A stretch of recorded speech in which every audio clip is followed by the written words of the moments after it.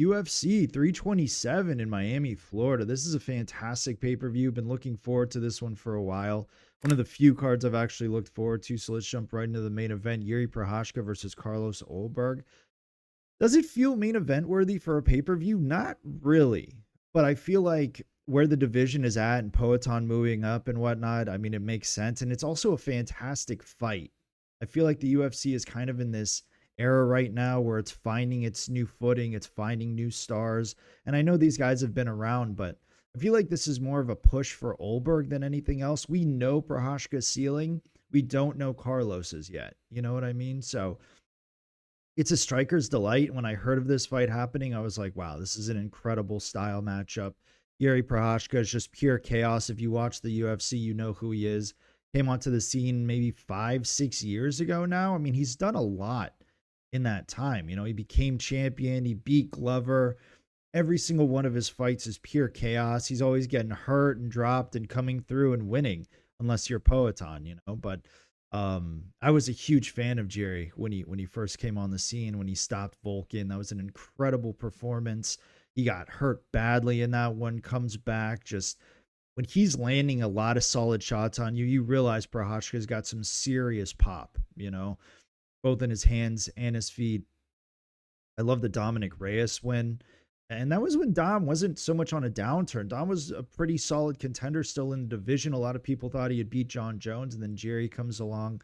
And Jiří had a lot of hype and potential. So when he did beat Glover, it wasn't so much a surprise. It's just like the way he did it. He submitted Glover after 5 rounds of war. I mean, even Glover like hurt him badly. It seems like to put Jiří out, you've really got to have a measured approach. And Poatan's obviously one of the best strikers in the world, and maybe in UFC's history. I mean, I'd say surely in UFC's history, but you've really got to put this dude out. You can't just go to war with him and think that you're going to out brawl him or anything like that. This guy is just a master of finding the kill shot in the chaos. You know, he is just a master of that. I can't even explain it. I mean, it's looked really bad for him in moments too, where he'll be out in the fight versus Dominick. He said he was unconscious for a bit in that one. Against Volkan, he gets rocked. Against Glover, he was hurt numerous times. And even against Khalil, it looked horrible for him, and he pulled his way out of the fire. So it's like, you've really got to pick your shots with this guy, and you've really got to put him out. I feel like not enough people target the body with Jiří. Khalil was actually doing a good job targeting the legs. I mean, Jiří looked toast in that fight. I think people are just always trying to aim for the chin because you think you can weaken him that way. And you've seen Poatan just flatline him a good couple times. And I just think that if you get a little creative with Jiří, you can probably have more luck with him. But let's be honest, Jiří is a serious athlete. You know, this is a strong, big dude for the division. And he's got skills too. He's got skills. So you can't underestimate him. You've got to understand that you're going to be in a fight. You know, even if you do hurt him early, he's always going to be in there, and he's just pure chaos. You know, I fell out of love with Jiří a little bit just with some of his recent performances and the way Poatan completely disregarded his power and just made easy work of him. I mean, Jiří had some luck in the first fight wrestling a bit, and Jiří is very well rounded. You know, he's got a great skill set, but I don't know. It's just kind of the way he won the belt too against old Glover and didn't look amazing doing it. That's just my opinion. It was a solid fight, you know, but it was very back and forth. And I feel like this era of light heavyweight is just weak because in my head, I'm a bit older and I've been watching MMA for 20 plus years. So in my head, I'm like, how would Jiří do against like a prime John Jones? And that might be unfair because John Jones is obviously the greatest of all time. But even older light heavyweights, like how would Jiří even do against like a prime Chuck Liddell or even a prime Tito? I mean, people would be like, well, Jiří would obviously win that, but would he though? I mean, would he? I mean, these legends offered a lot to the sport because in their prime, they were highly durable, had a ton of power in their hands.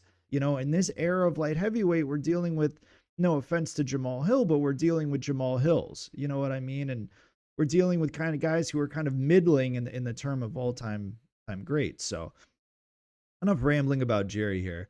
We'll get to Carlos Ulberg, who is seemingly a mainstay in the division. Now, what's surprising to me is Ulberg's 35, so he's 2 years older than Jiří, and it's not like he's gotten fast-tracked. He's had his fair share of fights. He's looked okay in a lot of his fights, and it's not like a lot of guys gave him trouble, but he's had, like, some odd performances. You think of the Fabio Chiron fight. You even think of the Kennedy Nchukwu fight. And that was an interesting one because he was actually beating the life out of Kennedy and then just gassed, you know. So I can kind of forgive that one. That was an interesting night. That was the night that Adesanya got beaten by Blachowicz. I'll never forget that night because I actually had Kennedy against Carlos. I'm like, I wasn't too impressed with Carlos coming up. I was just like, he's a pure striker, not super high volume, solid power, but nothing too special about this guy. Was also older in the division at that point as well, because he's 35 now and he hasn't been in the UFC for that long. He is 6'4". He's going to be at a 3-inch reach disadvantage here, which is interesting. But I think he uses his reach a lot better than Jiří. Jiří kind of has this herky-jerky style where he's in and out, bobbing his head, and there's got to be a method to Jiří's madness, but I don't really see it because he eats a lot of punches. He gets dropped anyways, but he's a hyper athletic guy, strong guy. I think Carlos is too. I'd say if we're going to compare cardio, Jiří has that advantage, but if we're going to compare pure striking style, striking technique, I think that Carlos actually beats him. Like if it's a pure kickboxing fight, I think Carlos actually has his number. Carlos is extremely sophisticated on the feet. His hands are powerful and sharp. And I think the Dom Reyes fight was a good one because I knew he was going to smoke Dom. You know, Dominick's chin is not what it used to be. Some people thought Dom might win. A lot of people were on Carlos, maybe by decision, maybe by late KO. I just had this feeling that Carlos was finally in the right place at the right time. Dominick's chin is not there. Carlos, long reach, 6'4", and he's a good striker, man. And he's a good striker. He's not super high volume, but he controls the pace. The only thing I worry about in this fight is the 5 rounds. You know, if he's unable to find the right shots to deter Jiří, then it's going to be 5 rounds of hell for Carlos because Jiří can wrestle quite well. I would say the grappling goes to Procházka as well. Carlos, we haven't seen enough of his anti-wrestling game, but I felt like the Menafield fight was pretty solid because you see Menafield beating guys like Jacoby and guys who are really solid strikers in the division. You know, I think Jacoby, I started underestimating for a bit, but he's still good, man. And Carlos putting him away like that shows, you know, Carlos can handle a different type of style as well, although it ended extremely quickly. I'm sure Carlos worked on his defensive wrestling in that one. And I think people might be underestimating Carlos in this one. I thought Carlos would open the favorite. I've got to be honest with you. I thought he would open the favorite because Jiří, he looked horrible against Khalil Roundtree. And people will make excuse after excuse after excuse. Oh, Khalil gave Poatan that work and Khalil's very good and all this stuff.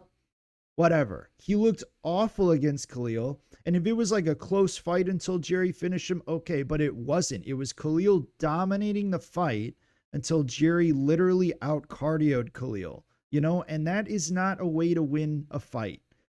Obviously, Jiří is the master of chaos here and whatnot, but against Ulberg, if he's taking those leg kicks and eating hard shots to the chin, it's going to be a different story. Carlos is a different beast than Khalil. He's a lot taller.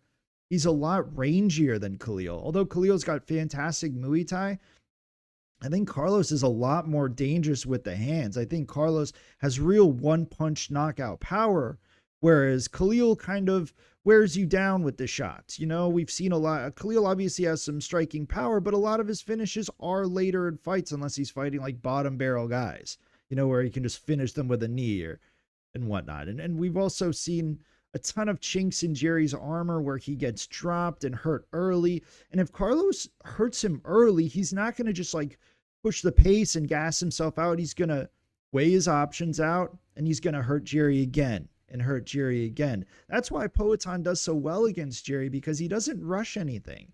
He'll hurt him, doesn't rush anything, picks his shots. And I think Ulberg is very good with the hands especially. I know Poatan caught him with a head kick in the second one, put him out.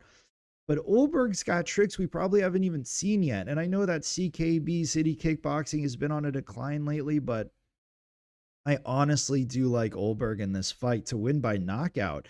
I don't like the trajectory Jiří's been on. He's been to the mountaintop and whatnot. This is almost Ulberg's like last shot. He's 35 years old. If he loses to Jiří, he's just one of the other guys who's lost to Jiří. Let's be honest. He'll probably fight a guy like Khalil next, or he'll just fight another guy coming up. I could even see him fighting, maybe not Jacoby yet. If he loses another one, maybe Jacoby, but Ulberg's got to win this one, and it's like I think it's the right time, right place. The Dominick Reyes fight, he trained for a main event in that one, so you can't think that Ulberg's not ready for 5 rounds. I don't think it goes 5 rounds. I think that Jiří would probably finish Ulberg like in the middle rounds if Ulberg does get tired. But I'm just seeing Ulberg tagging Procházka and really putting on a masterclass here. Like I know people are gonna have a hard time seeing that, but that's just what I see. The trajectory of Jiří's been awful. That last performance against Khalil really put me off to him. It's like, dude, can you just check a leg kick? Can you just focus at all? Like, does every fight have to have you being hurt? I mean, I know he does the whole samurai spirit and stuff like that, but that's just low fight IQ. You know what I mean? This is the UFC. This isn't a brawl, and every fight Procházka's in is a brawl. If it was prime Glover he was fighting that way, he would have gotten knocked out in the first round. He's lucky that Glover was like 40 years old. Now, it's not to say that Jiří's a bad fighter. He's much better than a lot of these guys, and even his wins against Dom when Dom was better, and Volkan and Jamal Hill, etc. It shows that he's above a lot of these guys, but a lot of these guys are not in the annals of UFC history. I mean, it's a pretty middling era. I mean, look what Cormier did to Volkan. You know what I mean? It's just like when you look at the guys who have been champion of the division, this era is extremely weak. And so I don't think it's like an implausibility to think that Carlos rises above and just shows like, look, I'm a technical striker. I have a lot of power in my hands, and I'm going to knock you out. And so that's what I'm taking. I'm going to take Carlos Ulberg by knockout here. I know people love Jiří, and I could be wrong. Obviously, Jiří, if he takes over, it will be with the wrestling because Ulberg is just a much better striker than him. But if Jiří is able to mix it up, we've seen his submission game. We've seen his wrestling work. So we'll see. But I just got a feeling that Ulberg makes it happen here. It is his last opportunity. It's his first and last, really, because he's 35, which isn't old for light heavyweight at all. But to get another title shot, etc., this is his shot. So I'm going to take Ulberg there. I think I've spent enough time talking about that one. But it's an interesting matchup, and I think it'll be fantastic for as long as it lasts. So take Ulberg there. And then the co-main event, my goodness, Joshua Van versus Tatsuro Taira. These two main fights are fantastic. I personally think this should have been the main event. I feel like Tatsuro Taira has an incredible following in Japan. Joshua Van has an incredible following in Myanmar and beyond. You know, this should have been the main event. I know it's a smaller weight class, and I guess the light heavyweight title gets put above the flyweight title, but let's be real. This probably should have been the main event because Ulberg, Jiří, it just feels like a co-main to me, but if you disagree, fair play to you. I love this fight. Not an easy fight to call by any means, but I think that Joshua Van, it's not like he got a lucky break against Pantoja or anything, but we really got to see nothing of him against a really sophisticated grappler, a very experienced grappler who would have put him through hell for a few rounds at least. I mean, Pantoja just broke his arm on the first post, so I mean, I don't know what Pantoja was even doing in that fight. It's like he was just going for the clinch, not really sure what to do. He might have lost that one anyway, and I think a lot of people probably feel that way, but a lot of people were pretty upset at Van for even celebrating and even acting like the champion. And I do think Van could have showed a little more humility after that one. Cause it's like, dude, you might want to earn that title. Cause it just was so unearned. We saw nothing, but he did well to stop like the first clinch attempt, it wasn't really a takedown attempt, but it was the first engagement really. And maybe that was just a taste of what was to come for the next 4 or 5 rounds. So Tatsuro Taira, man, guy has truly been one of my favorite fighters for a while now. The Brandon Royval fight, and I'm not some great predictor. I've had my ups, I've had my downs, and just like anyone in this game, you can't predict human nature. You know, at the end of the day, we can look at their resumes, we can see what trajectory on, we can see their skill sets and compare them.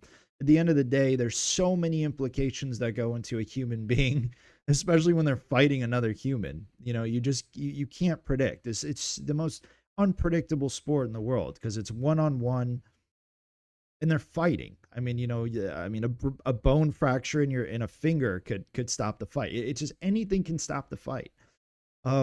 But man, Taira, I was lucky enough to take Royval against Taira. I just thought, you know, Royval was a little too experienced over the course of 5 rounds.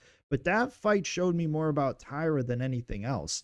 I mean, it was his first 5 rounder, and his energy seemed limitless. And people will argue that Royval maybe isn't the best fighter in the world, but in that moment, Royval had so much more experience than Taira, especially over 5 rounds, had fought champions previously, Moreno, Pantoja, and Tatsuro Taira went in there, and really it was 2-2 going into the fifth, and he was winning like the first half of the fifth round, and Royval pulled it off by like a smidgen, you know. And Taira's energy just seemed limitless in that fight. I was like, my good, he's so young. And when a guy can grapple for 5 rounds, that is the most dangerous type of fighter there is. You know, we know that Joshua Van, he can strike endlessly. Like his gas tank seems limitless if it stays on the feet. But against Ray Saruya, he was stopping takedowns and his striking became somewhat not so potent, you know? The Saruya was really pushing the wrestling, and Joshua Van really had to focus on stopping the takedowns. And it's going to be a whole different beast stopping takedowns from Taira than it is from Saruya. Taira is a much stronger athlete than Saruya. Saruya's got some fantastic wrestling skills, no doubt about it. And he's more of like a slinky type of glue wrestler, whereas Tatsuro can also strike, but he's also very intelligent and he uses wrestling a lot more. Saruya had to be really in close with the clinch to get takedowns, whereas Taira can shoot on you from a lot of different ranges and distances. And he's also got a very sophisticated submission game, where Saruya was more of a pure wrestler. Tatsuro Taira is a combination wrestler, kind of a catch wrestler, if you will. You know, he can submit you on the ground, he can ground and pound you out. His positional dominance is probably the best in that division.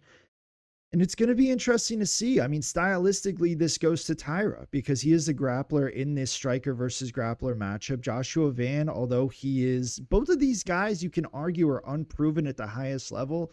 And this is going to show us, because I think Van is as good as he'll ever be, and Taira is probably the best he'll ever. But I mean, I think that this fight will show us his true ceiling, you know, because Moreno, we just didn't see enough, but it looked like he was going to dominate Moreno any which way that fight went. And I just think Taira's a fantastic fighter, and stylistically it goes to Taira. And again, that Saruya performance really stood out to me because Van's striking just become so middling against a wrestler. And if Taira's really pushing the pace against him with the grappling and the wrestling and forcing him to defend takedowns, Joshua Van's striking is just going to become somewhat nullified. And that's not good against Taira because then there's no threat back. Joshua Van, he's not the most powerful guy. He requires a lot of volume. And Taira's just not going to let that happen. He's got good striking defense. We've seen some instances where he maybe didn't look that great, even against Suarez early in his career. But I mean, he's evolved into an absolute beast, and he's so young. It's like you just learn so much at that age that you can't look too much into that. Look at his last couple performances. Look at his first 5 rounder against Royval. See where he's at, you know? And this isn't to say it's going to be an easy fight, because Joshua Van, he looks like a real champion too. So I think this is going to be a fantastic fight. I think this fight probably goes all 5. I don't see Van tapping his strikes on the ground. I don't see him giving into a submission. I see Tatsuro really having to work for this one, but I do think Tatsuro is going to win the rounds here with his grappling and just getting it done. So Tatsuro, Taira, and New. Curtis Blaydes versus Josh Hokit. All right, Curtis Blaydes here. I'm done with this guy. I had so many high hopes for Blaydes even back in the day. You know, I thought he would beat Ngannou. It sounds dumb, but I mean, when you actually think about it, and then they gave him a rematch in China, and he got smoked in like in under a minute. You know, and he actually looked pretty good in the first fight versus Ngannou, where it was more so the damage on his face than anything else that was getting to him. But Yeah, I had high hopes for Blaydes, and he's always been kind of like he's been a great fighter. He's always been a top 5 guy, top 3 guy at heavyweight, but it's like what's his real ceiling? I don't know because his chin's always been extremely questionable. And I mean, even the Derek Lewis loss was just horrible. It was embarrassing. You know what I mean? And even Volkov over 5 rounds, he was able to get the takedowns, sure, and you could say he dominated in terms of metrics. But if you really watch that fight, there were so many moments where Volkov just had him dead to rights and hurt badly and rocked, and his chin's always been a liability. Hokit, still a nobody in the division. He's beaten nobody. He's got a big mouth. Don't really care about the wrestling or the world, what do you WWE shtick? I don't watch that stuff, so I don't know what to call it. But Hokit is still a D1 wrestler. Blaydes was a D1 wrestler as well. So I do think that this might be a bit of a stalemate, but Blaydes just looks so slow in his last one. He looks so unmotivated. I mean, against Kuniev's a solid fighter, but it's almost like Almeida. I mean, I think Almeida probably has a higher ceiling than Blaydes does at this point, even though he got cut from the UFC. You know what I mean? I feel like Almeida was a terrible cut, whereas Blaydes probably should have gotten cut after that last one. He didn't deserve that win. Kuniev clearly beat him, and nothing happened in the fight. Blaydes looked good in the first minute or two, but after that, Kuniev was just able to outland him, land some hard shots on Blaydes. Blaydes does not take a shot well anymore. And Kuniev spent like half the third round just leaning on Blaydes, and Blaydes just hitting him with these hammer fists, and you're like, dude, that's not doing anything. Are you actually going to try to move? Are you going to try to like get off the fence? Are you going to try to do anything? Absolutely not. Blaydes is just so content with like losing the fight now. He just lets it get away from him. And that's not okay because you're dealing with a guy who's 6'4", 80-inch reach, a ton of UFC experience at the highest level. And Hokit is 7-inch reach disadvantage, 3-inch height disadvantage. It's a tough one. But it's like all the momentum is with this smaller guy right now. And he is smaller, right? But he's got a ton of wrestling ability. And Kuniev was the same size as Blaydes, but it's like, when does size stop mattering so much? Because Almeida, although a big guy, he's a jiu-jitsu fighter, and he was able to take Blaydes down with like 8 to 10 times in their fight pretty easily too. So it shows like Blaydes doesn't have the best takedown defense when he's fighting a guy who knows what he's doing, who knows how to wrestle. Hokit knows how to wrestle. And I think this fight might be a bit boring, because I think Blaydes is big enough to nullify a lot of the power that Josh has shown at a lower level and nullify some of the wrestling. But you're telling me you don't think Josh can just lay on him? I think Hokit is the underdog in this one. I'm not too sure. I mean, obviously prime Blaydes would have been a minus 500, minus 600 against Hokit. But this version of Blaydes is just a terrible fighter. He's just slow. He just plods forward with no real intention, tries to use a jab that's just pretty inaccurate and ineffective. And I felt like Blaydes was working on his boxing for a while, but, nothing came to fruition. Blaydes is going to win this one by being bigger, keeping Hokit at range, using that 80-inch reach, using that 6'4" frame, and stopping takedowns and just beating Hokit up on the feet. Right? I think Hokit's a durable guy. I think he's got a lot of momentum, a lot of motivation. I don't see him going out easily. So I think it'll be Blaydes by decision, if anything, but I'm going to take the shot on Hokit because there's just too much momentum on Hokit's side.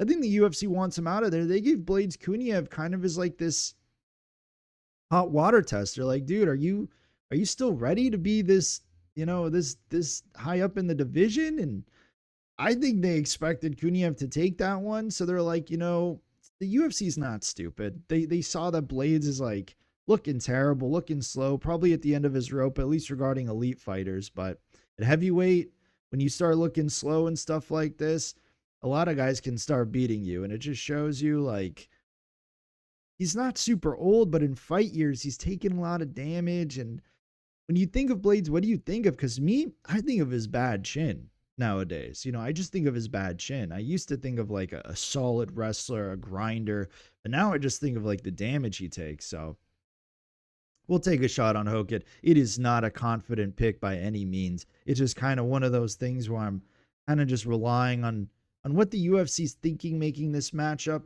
And the only thing I can really give to Blaydes is the size, because if they were the same size, I would take Hokit easily. It's just like Blaydes is massive and Hokit isn't the most athletic heavyweight, but I got to take the shot on Hokit. I can't take Blaydes anymore. It's just ridiculous. All right, Dominick Reyes versus Johnny Walker. This is a fun fight. I like this fight. I hope it doesn't turn into one of those Johnny Walker's scared to get hit, so he just kind of keeps the range and stays away from danger. Dominick's a southpaw, kind of tricky there. He's got deceptive power. He looks kind of skinny fat, but he is long and he does have good power in his hands. And solid power in his kicks too. Johnny Walker's got incredible reach, 82-inch reach, 6 inches of height. Sorry, 6'6", 2 inches of height advantage, 5 inches of reach advantage on a guy who has 77 inches of reach. That's insane. Dom's already 36, but when you're dealing with this level of fighter, the age doesn't so much matter. I feel like this is a great matchup, and I do think Dom has a better chance to get the knockout. Like, I would take Johnny Walker by decision if I was going to take him in this one, but there's no way I'm taking Johnny Walker here. I mean, the Zhang Mingyang performance was solid. I think that says more about me overrating Mingyang along with a lot of other people and seeing that Mingyang really is just a complete fraud. Because Johnny Walker, I mean, he looked hesitant to even go to war with like a way over the hill Anthony Smith. So I think Dominick Reyes has a lot. He's got potent KO power and he's got a lot more to give here. His recent run was impressive, and I think the Ulberg loss is fine. Ulberg is a streaking guy who if he wins the title, we'll find out that that's not such a bad loss after all. And I think the Jacoby knockout was enough to tell me, like, if you can knock out a solid striker in Jacoby, who's obviously not as big as Walker, but the guy who's more skilled than Walker, in my opinion, just striking technique-wise, I think he can definitely get to Walker, because Walker just likes to keep the range, throw some leg kicks, and work the decision if he can nowadays. He's not the fighter he was when he first came onto the scene, the guy who finished Khalil with the flying knee, etc. But I'm going to take Dominick here. I think his knockout power is enough to break through, and it might be one of those like Jamal Hill, Johnny Walker fights where Jamal just landed one clean punch on Johnny and it's out, and that's really all it takes, and in all of Johnny's fights, that chin is just busted, and Reyes's chin is gone too. But no one's chin will ever compare to Walker's. Like, it's just so bad. It's so bad. The Mingyang fight, obviously a nice little resurgence, but Mingyang not very multi-dimensional, just kind of like a power puncher, and he wasn't able to find the shots. But I think Reyes will be able to find a wide array of shots here. We will take him here by knockout. Then we'll go to Costa Murzakanov. I'm not going to break this fight down in this video. If you want to check out my 1-minute prediction, I like to make those videos for fights I'm pretty confident in, or for fighters I'm pretty confident in. So go check that one out. Maybe like the vid if you like what I'm doing with these little 1-minute predictions. I don't want to jinx myself or anything like that, but they've all been correct. I hardly lose those. If you see my 1-minute prediction, just know it's a very confident play that's not going to lose very often or at all yet. So knock on wood, that doesn't happen. But I put one out for that fight, so go check me out there. I appreciate it. Move on to Patricio Pitbull versus Aaron Pico. This is an awesome fight. This is a throwback to Bellator. Part of me misses being, in my early 20s watching Bellator when I was supposed to be working in an office and I would just be sneaking Bellator fights in. Bellator was a crazy era of MMA. Obviously you see life through some rose-tinted glasses, because Bellator, I think, all in all, was not a great organization, but these two guys were really, at the top of their class in Bellator. Now, Aaron Pico obviously had a ton of rough patches. That shin is always going to be a question mark. And Patricio Pitbull is I think the greatest Bellator fighter of all time. I mean, he's up there with the Douglas Limas, and I guess you can argue Ben Askren, but I mean, Patricio Pitbull, you're going to say, who's the greatest Bellator fighter of all time? It's got to be Patricio, because he slept Michael Chandler. He's got some incredible wins on his resume. Absolute legend, Brazilian or not, because in Brazil, he's a legend, but Brazilian or not, he's just I think he's an MMA legend, mostly a Bellator legend. I think if he spent a lot of his prime in the UFC, he would have been like a mainstay top 10, top 7 type of guy. And Aaron Pico, He's solid, man. He's just way younger than Pitbull, which is why I think it's going to be a bit tough for Pitbull to just stop the takedowns. If this was prime Pitbull, Pitbull would have raced Pico in the first round. Even if it was like 5 years ago, Pico was fighting, Pitbull probably subs him. Rock clubs and subs him, rocks him, makes it easy work. But Pico is going to be the bigger guy, 2 inches taller, 2 inches more of reach. And I know Liron slept Pico, but man, debuts are tough. Liron's been at the top of the division for so long, and they obviously see a lot in Pico if they're going to give him a guy like Liron off the bat. And Pico was actually doing well early in that one, and his wrestling is just so top notch. The guy's physique and his athleticism and his strength is obviously incredible. I mean, he's got championship level athleticism. It's just his chin and his IQ at times are not great, but when he sticks to a wrestling game plan, he is a good fighter here, and that's what he's going to do in this one. It's weird because usually I think I would have more problems picking a fight like this, but Pitbull's age combined with just Pico's overall willingness to wrestle and his ability in the wrestling department, that keeps me pretty confident in a pick like this, and I am going to take Pico most likely by decision. I mean, I wouldn't even be surprised if he finishes Pitbull because Pico is pretty relentless on the ground, but I am feeling that decision here. I just think Pico's going to rinse and repeat the takedowns, and Pitbull's not going to have much of an answer. It's just an age thing. It's a wear and tear type of thing. And Pitbull, he's smart about his fights. He didn't even want to fight Losine Keita, who was just a couple of pounds overweight. I feel like prime Pitbull would have taken that matchup surely and erased Keita, but it just shows you Pitbull's being a little smarter with the matchups, a little more cognizant with his age now. And I think that the age is really going to be a thing that probably takes its toll here. And Pico's just got some fantastic wrestling chops, as I keep saying, and that's how he's going to get it done, I think. Swanson versus Nate Landwehr. This is incredible. It will be fight of the night if it goes more than, a round and a half, 2 rounds. It's gotta be fight of the night. When I saw this fight, I'm like, fight of the night, or someone's getting stopped, obviously. Incredible matchup here, though. I love it. These two guys are a little up there in age, especially for like a featherweight fight. Swanson, though, absolute legend of the division. I don't, I used to be so hardcore because I'm just older now myself. I'm about to be Nate Landwehr's age. But on Reddit, I used to just follow all these guys, even Jack Slack, if you know who that is. And Jack Slack always used to say, Cub Swanson's my favorite fighter. And Jack Slack's the guy who writes, countless articles, I guess you can call them, and write-ups just on every fighter that there's ever been, whether it be kickboxing, Muay Thai, MMA. So to say Cub Swanson's his favorite fighter of all time is a pretty incredible feat. And Cub Swanson is truly one of the best action fighters of all time, an extremely skilled fighter who has fought and beat some of the best guys, at least in his prime. I mean, this was a dangerous guy with his legs, with his hands. He's always been a level above, just not ever quite like a top 3, top 5 guy. But I do think in his prime, he was like a top 5 guy, Cub. You know what I mean? He was just, his style is just a pure striker. So sometimes it's just hard. You get tough styles, but this guy is one of the most dangerous strikers that there's ever been in the UFC, especially in that division. He deserves all his flowers. You can tell it's coming to an end soon. I mean, he's 42 years old, it's not necessarily an old man, but I mean, in the fight game, my goodness, especially with how much damage he's taken. Pretty awesome. I remember people were taking Cub against Max Holloway.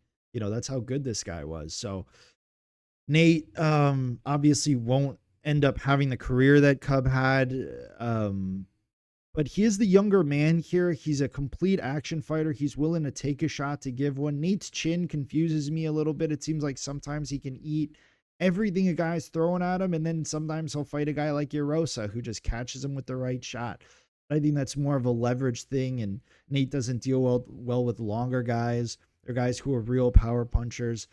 But I do think that this is more of like a volume type matchup where both guys are going to be throwing a lot at each other, and I think that Nate might eat some good shots here, but I don't think Cub's going to be able to put him out. And that's a problem because if you keep hitting Nate and you're unable to put him out, he is going to turn it up on you and just go ballistic on you. And he can mix in the takedowns as well. He fought for a long time in Russia. He's got good takedown defense and some underrated wrestling himself, that he just doesn't use all that much. But if he isn't liking what he's tasting from Cub, he's just going to push him up against the cage and he's going to brawl with him and he's going to land some good shots himself. And at 42, we just don't know how well Cub can take a shot. The Quarantillo win was fantastic against Cub, but he was a big dog in that one. It's like the odds makers are going to make Cub a sizable dog in all these fights. I don't know what the odds are on this one. If Cub's the favorite in this one, I would be surprised, and that would be pretty funny. Because obviously Cub is a better fighter than Nate, a much better fighter. And especially in his prime, it wouldn't even be a contest. Cub would be like minus 900 against Nate. But, I mean, this is not prime for prime. Cub is, again, 42. It's more of an age thing than anything else. Nate does have the slight height and slight reach advantages on Cub. And they both throw a ton of volume, but it does feel like Nate throws a lot more volume comfortably, whereas Cub kind of has to be in his flow zone. Nate can kind of just throw and land from anywhere, whereas Cub kind of has to be in a rhythm and feel the guy out, because we've also seen Cub's chin a little shaky at times. And, we've seen him even go to war with Doo Ho Choi. I mean, if it's a battle like that, God, we would be blessed to see something like that. But, yeah. I'm going to take Nate Landwehr here. Sadly, I'm going to take him by finish, I think. At 42 years old, I think it's just going to be a little too much for Cub at this point in time. It's just a little too old to be fighting, especially in these smaller divisions. And Nate is a dangerous guy. He's not the most potent puncher or whatnot, but when a guy is just constantly throwing and throwing and throwing, and he does land a lot, things will get a little shaky here. So I'm going to take Landwehr by stoppage. All right, Mateusz Gamrot versus Esteban Ribovics. Esteban, man, he's the younger guy. I didn't realize Gamrot's already 35. Gamrot is a southpaw, so it does make his entries a little trickier as a wrestler. I think that's why he does have luck in some instances. Got some fantastic and surprising performances, Gamrot, where he just really can overwhelm guys. I wasn't too surprised he lost to Charles Oliveira. I wasn't surprised at all. I took Charles, but the RDA performance was just completely overwhelming, and Gamrot's fantastic. This guy has a win over Armin. I mean, my goodness. When you put like a pure wrestler against Gamrot, it's going to be tough for them to handle. And Ribovics actually has a better shot since he is like a striker who just really wants to knock people out. But he's not the heaviest handed guy. I know he's got some great knockout wins like the McKinney win. This guy has like 3 performance and fight of the night bonuses already, and McKinney has 0. That's insane to me. I don't know why. I think Ribovic's fights are good, but the only one I really found to be fight of the night was like the Zellhuber one. That was a fantastic fight, but I mean, I don't know. The Ribovics versus Nasrat fight, that wasn't that great of a fight. Nasrat beat him up. That was a terrible look. People really rate Ribovics, and they really shouldn't. Losing to Nasrat in that way tells me 2 things. You're not that effective of a striker. You're just more of a high volume guy. And really, your power is not that good, because you're going to talk, because I know people are going to be like, Gamrot's chin is not good, and it's not great. I'm not going to lie. Gamrot's chin is not great at all. But if Esteban couldn't put out Nasrat, he's not putting out Gamrot. And Esteban landed an incredible amount of volume. And obviously some fights, just some guys are going to land the right shots and pick their shots, and it's a different style matchup, and Nasrat is a better striker than Gamrot, so you might argue Nasrat might have just been able to handle the striking of Esteban because he just sees it more. He's a better striker, etc. Styles, yada, yada. But again, we're talking pure physicality. If Esteban could not put away Nasrat with the chin that Nasrat has, he is not putting away Gamrot. And that's all I'm saying. So Gamrot, there's no reason why Gamrot just isn't going to rinse and repeat takedowns on this guy. Honestly, Ribovics doesn't have that great of takedown defense anyways, and he's just always looking for the same sort of shots. I don't really rate his variety. Like, he's not a... It's hard to explain because he is high volume. He's got good kicks. His boxing is okay, but he eats a ton of shots himself. His defense isn't the best. And I think Gamrot, he's just formidable enough on the feet to get those entries, and that's all he needs. He just needs a single entry because Gamrot, once he gets in that flow zone, he starts landing takedowns and he's comfortable with how he can get takedowns on you. It's going to be a long night for Esteban. If you're taking Esteban, you got to take him by knockout because he's got to catch Mateusz early because Esteban's just not going to win in the later rounds. Once Gamrot is comfortable with taking this guy down, it's going to be a wrap. And again, Ribovics is just not that heavy-handed of a guy. My point going back to the Nasrat fight, Nasrat is a guy who's been slept cold before by Salkild, by Dober, and these are brutal knockouts, and he gets rocked in a ton of fights too. I don't rate Nasrat's chin. He's a super hittable guy, and Ribovics was getting beat up by I remember watching that fight. I'm like, Ribovics is going to knock Nasrat out easily, right? And then I see the fight, and it's a whole different story where Nasrat's not only eating the shots well, he's beating Ribovics up in instances. And that's just a bad look to me. I think Gamrot is levels higher than Ribovics. Maybe not that many levels because Gamrot's a strange fighter. I think his wrestling is championship level, but his durability is a bit questionable. And you know, you can compare chins all you want, but if Gamrot does show up and he just gets smacked hard and goes down, I mean, that's not going to be a good look at all. You know what I mean? Obviously, but I do think he's going to be able to withstand the punishment of Esteban and get that wrestling going. And that's pretty much it. All right, Kevin Holland versus Randy Brown. Super unique fight here. Kind of a mirror matchup of sorts. You know, Holland's reach is obviously going to be longer than like everyone's in the divisions. You know, 6'3", 81 inches.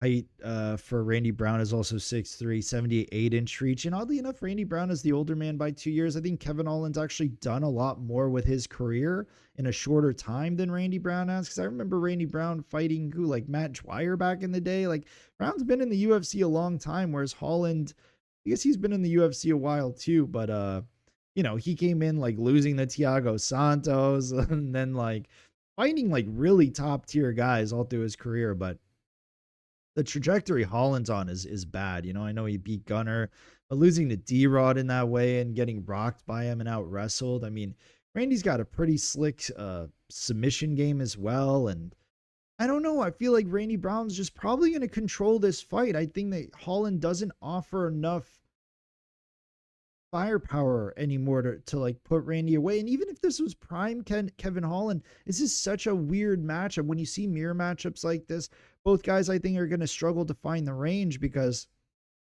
they're both so incredibly long. But if Randy Brown is just picking Holland apart and Holland's just looking to land the boxing, because that's really what he does, he just wants to land the hands on you, then that's fair. But Randy Brown, he's used to being the long guy. And it's so weird because when long guys fight each other, it always becomes this weird kind of cagey fight that goes to decision. And that favors Randy. You know, if it was like a fight where like it might be a little more grappling or it might be Randy getting dropped. And I'm not saying that Holland can't touch Randy's chin, because I would still say that Holland in a pure striking matchup has the better chin and he's got the better hands than Randy.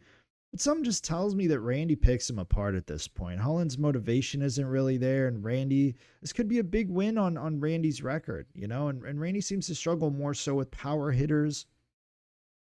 I do think Kevin has some deceptive power, but I think it's more of a leverage thing where he uses his height and his reach on guys to really work in those long arms, and he's not really going to have that on Randy. He's going to be reaching in and trying to, you can't be the longer guy on Randy, you know, and Kevin usually is the longer guy, and that's where his power comes from that wiry power. So you've been watching the game a long time and you've been watching the UFC a long time. You know that this type of matchup is probably going to go to decision. Both these guys are way too long to feel comfortable going inside. And Randy, I think, just might be the better athlete at this point. Maybe just gets more control time in the clinch, etc. So I'm going to take Randy Brown by decision. I do like it for name value. It's one of those fights you can watch for some entertainment. It's Kevin Holland. He might talk some shit. You never know. So I'll take Randy there. Tatiana Suarez versus Luque Godinez. Interesting fight here. I see a lot of people are on Tatiana. I do believe she's the favorite as well. 3 inches taller than. Why do I always think Tatiana's like 5'8" or 5'9" or something? She's only 5'5", and but she's. I always think she's like the taller girl. I guess it's just a small division. She's already 35 at this point. She is a southpaw, so I think whenever you have a southpaw wrestler, it makes their wrestling a little more intriguing because their entries are always going to be different since their left side is their strong side. But I don't know how much that's going to matter. I think Lupe's wrestling is pretty formidable. And I think Tatiana's always going to have good wrestling early, and she even had some luck against Wheelie early. But the Zhang performance showed me like Suarez is just out of touch, man. She got dropped in that fight. She just didn't look on the level of Zhang at all. I mean, Yan Xiaonan gave Zhang hell. And you might look at the metrics of Wheelie Zhang versus Yan Xiaonan and be like, yo, Zhang completely dominated her. Yeah, but Yan Xiaonan dropped her, even took down Wheelie Zhang late in the fight. Like, Yan Xiaonan should not be that much higher of a level than Tatiana Suarez, considering what we thought Tatiana was. And she is. She really is. Like, if we put Yan Xiaonan versus Tatiana, I'm taking Yan Xiaonan. And Lupe Godinez, I do feel like, has shown us a lot lately. And I think that even like girls like Tabitha Ricci and girls like this are finally emerging a little bit, and Suarez has taken a lot of time off. And ever since she was with Patchy Mix, she's just looked terrible. Who knows what they were doing? Maybe they were just like training together, spending a lot of time together. But she's looked nothing but terrible since then. She's older now. The neck injuries is so like, it just takes a toll. And I know Tatiana's coming into this one a favorite. And if she does use her wrestling and maybe has like a swan song against Lupe, so be it. But I'm taking Lupe. I think Lupe's boxing is good enough to keep Tatiana honest. And I don't rate Tatiana's cardio anymore. It's like something about her cardio systems are trash now. I don't trust her to be able to wrestle for a solid 3 rounds against Lupe. I just don't.